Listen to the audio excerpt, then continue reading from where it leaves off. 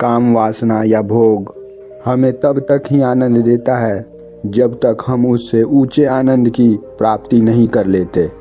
अगर एक बार हम लोग उससे ऊंचे आनंद का स्वाद चख लेते हैं तो काम वासना का मजा विलीन हो जाता है।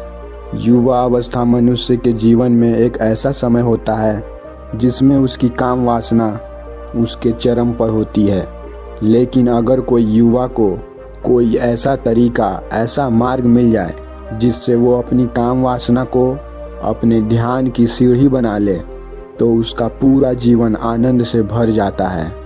चाहते तो सभी हैं काम वासना से छुटकारा पाना, लेकिन इससे छुटकारा पाने के लिए वो क्या करें? तो ये कहानी सुनने के बाद आपको काम वासना के बारे में पूरी जानकारी मिल जाएगी। तो इससे पहले आप इस कहानी में खो जाएं, इस चैनल को सब्सक्राइब जरूर कर लें। गौतम बुद्ध के समय में वैशाली राज्य में बहुत ही प्रसिद्ध वेश्या रहती थी जिसका नाम आम्रपाली था। वो बहुत ही सुंदर थी और उसे नगर वधू घोषित कर दिया गया था, यानी कि पूरे शहर की पत्नी। उसके महल के द्वार के सामने हमेशा सोने के रथ खड़ा रहते थे, यहाँ तक कि महान राजाओं को भी उससे मिलने के लिए इंतजार करना पड़ता था। वो केवल एक वेश्या थी, लेकिन इतनी अमीर हो गई थी कि वो राज्य खरीद सकती थी। आम्रपाली का जितना उसका शरीर सुंदर था, उससे कई सुंदर उसकी आत्मा थी जो सच्चे प्यार के लिए तरसती थी। आम्रपाली खुद से वेश्या नहीं बनी थी, उसे जबरदस्ती राजा ने वेश्या बनाया था। आम्रपाली के वेश्या बनने के पीछे एक कहानी है। आम्रपाली अपने ग्राहकों को बहुत प्यार करने का दिखावा करती थी क्योंकि उसे इसके लिए भुगतान किया जाता था, लेकिन अंदर से वो उन सब से नफरत करती थी क्योंकि वो सभी उसका इस्तेमाल एक भोग की वस्तु की तरह करते थे। एक इंसान के रूप में उसका सम्मान कोई नहीं करता था। एक दिन आम्रपाली अपने महल के बालकनी में खड़ी थी। अचानक उसने अपने बालकनी के सामने से एक युवा बौद्ध भिक्षु को गुजरते देखा जिसके पास कुछ भी नहीं था सिवाय एक भिक्षा पात्र के, लेकिन उसके पास जबरदस्त जागरूकता थी और अन्य लोगों को खुद की ओर आकर्षित करने की जबरदस्त ताकत थी। जब युवा बौद्ध भिक्षु ऊपर की तरफ देखा तो उसने देखा आम्रपाली उसे देख रही थी।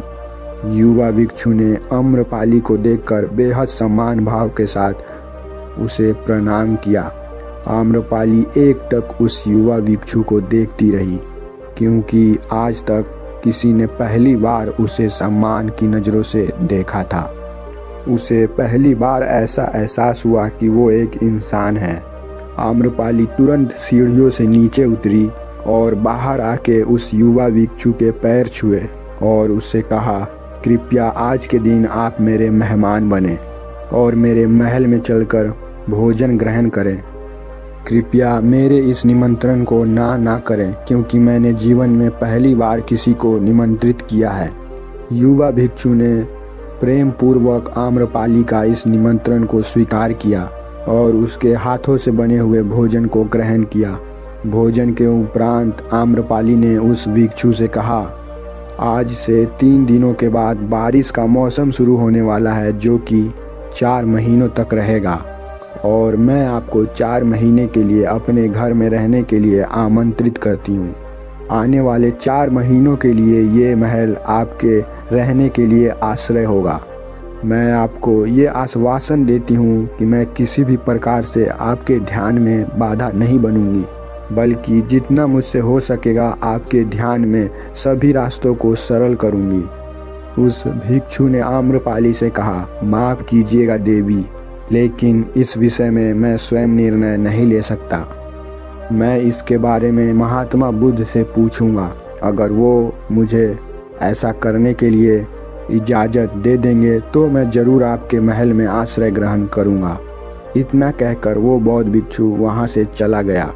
इससे पहले कि वो बुद्ध के पास पहुंचता और आम्रपाली के बारे में कुछ बताता, उसके पहुंचने के पहले ही अन्य भिक्षु बुद्ध के पास पहुंच गए। उन भिक्षुओं ने बुद्ध से कहा, आप उस युवा भिक्षु को रोकिएगा, आम्रपाली ने उसे अपने महल में 4 महीने रहने के लिए आमंत्रित किया है।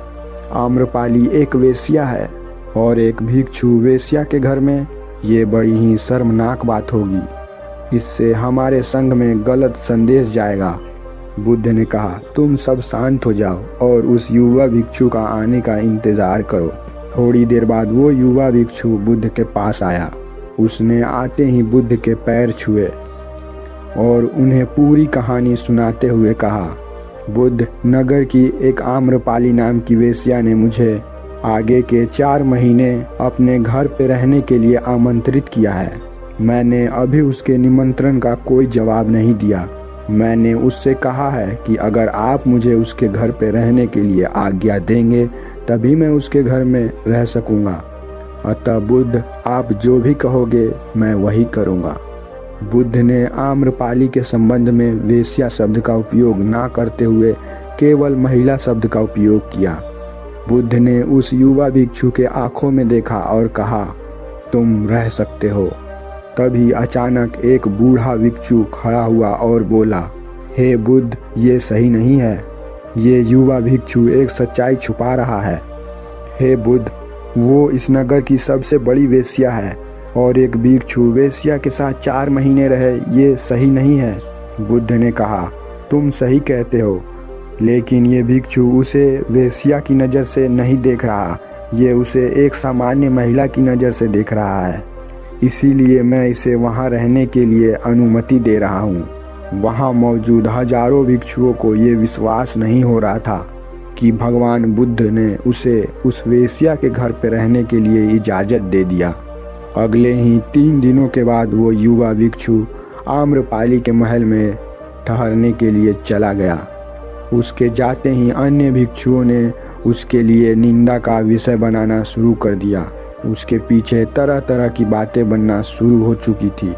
बुद्ध ने उन सभी शिष्यों को शांत करते हुए कहा, बुद्ध ने कहा, मैंने उसकी आंखों में देखा है, उसके अंदर कोई भी भोग की इच्छा नहीं थी।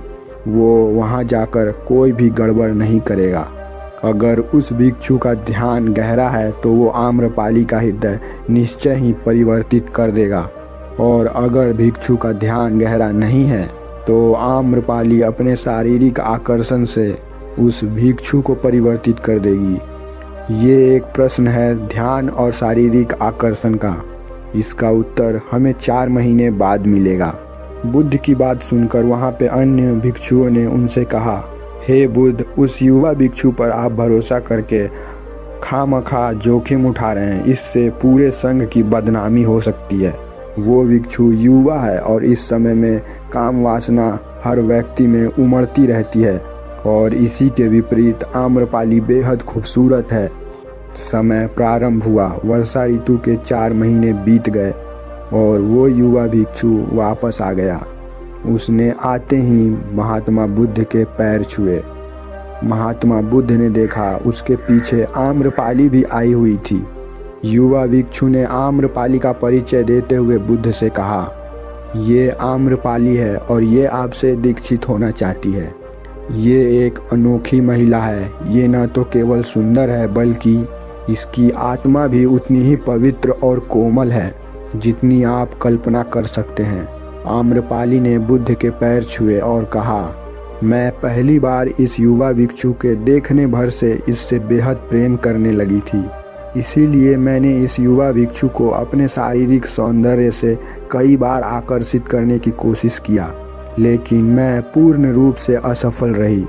इसके प्रति इस युवा भिक्षु ने मुझे ध्यान के प्रति जागरूक किया और इसने मुझे ये एहसास कराया कि वास्तविक जीवन भोग नहीं अपितु ध्यान है। इसीलिए हे बुद्ध, मैं अपनी सारी संपत्ति आपके भिक्षुओं को दान में देना चाहती हूँ और शेष जीवन ध्यान में बिताना चाहती हूँ। इसके बाद महात्मा बुद्ध के संग में आम्रपाली एक ऐसी महिला हुई जिसे आत्मज्ञान प्राप्त हुई।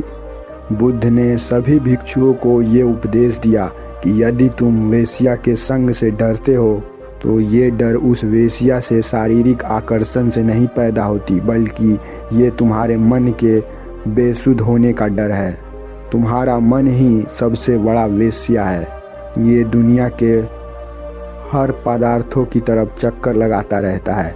इसका मन एक चीज में कभी स्थिर नहीं रहता, और क्योंकि कोई भी व्यक्ति कामुक ऊर्जा को दबा नहीं सकता, इसको केवल रूपांतरित किया जा सकता है। दोस्तों, हम सभी अपनी काम वासना को खत्म करने के लिए उसका दमन करना चाहते हैं, उसको दबाना चाहते हैं, लेकिन काम वासना एक ऊर्जा होती है, एक एनर्जी होती है, और एनर्जी का एक सोर्स होता है, और इससे एनर्जी कभी खत्म नहीं हो सकती। एनर्जी को केवल रूपांतरित किया जा सकता है। यदि आप अपनी इस कामुक एनर्जी को दूसरी जगह परिवर्तित करेंगे, दूसरी दिशा में मोड़ देंगे, तो ही आप काम वासना से छुटकारा पा सकते हैं। लेकिन याद रहे, काम वासना से छुटकारा पाने के बारे में हमें सोचना भी नहीं है, हमें बस अपनी ऊर्जा को परिवर्तित करना है। अब वो ऊर्जा हम कहाँ लगाएंगे? वो ऊर्जा का उपयोग हम अपनी रचनात्मक शक्तियों के लिए कर सकते हैं, उसका उपयोग ध्यान में कर सकते हैं। जिस शरीर में वीर्य का अधिकता होती है, उसे ध्यान करने में बेहद सरलता होती है। वीर्यवान को ध्यान में बल मिलता है, और जैसे जैसे हमारी काम की शक्ति रूपांतरित होते जाएगी, हमें उससे भी बेहद अधिक आनंद मिलने लगेगा, अर्थात काम वासना से अधिक आनंद मिलने लगेगा। और जिस वजह से हम लोगों का मन काम वासना से स्वतः हट जाएगा। जैसे किसी को 10 करोड़ मिल जाता है तो वो 10 लाख के लिए नहीं मरता, बल्कि उसे तो अब 10 अरब चाहिए। ठीक वैसे ही व्यक्ति के साथ होने लगता है। वो नीचे के सुखों को छोड़कर ऊपर की सुख को देखने लग जाता है, अर्थात बाहरी सुखों को छोड़कर आंतरिक सुखों को देखने लग जाता है। दोस्तों, अगर ये वीडियो आपको ज्ञानवर्धक लगी हो तो इसे शेयर जरूर करें।